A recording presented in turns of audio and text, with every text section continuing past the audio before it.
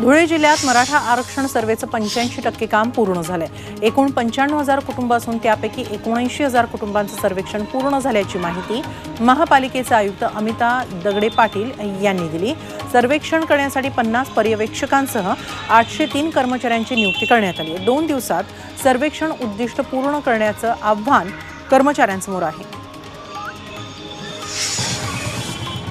मराठा आरक्षणासंदर्भात अध्यादेशाला विरोध करत अहमदनगरच्या राहत्यामध्ये ओबीसी समाजानं मोर्चा काढला। 3 फेब्रुवारीला छगन भुजबळांच्या नेतृत्वात अहमदनगरमध्ये एल्गार महासभा होती। तर भुजबळांच्या आवाहनानुसार आज राज्यभरात ओबीसी संघटनांकडून जिल्हाधिकारी आणि तहसीलदारांना निवेदन देऊन जीआरचा निषेध नोंदवण्यात आला।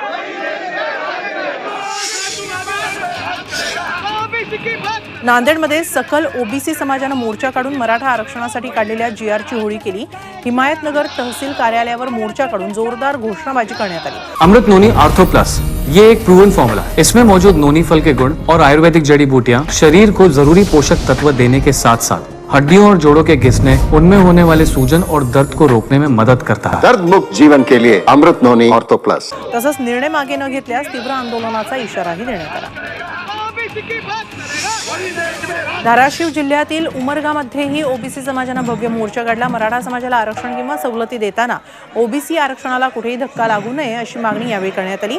मराठा समाजाला कुणबी प्रमाणपत्राचं वाटप करून सरकारनं त्यांना ओबीसी सवलतींबाबतचा अध्यादेश दिलाय, त्यामुळे ओबीसी आक्रमक झाले।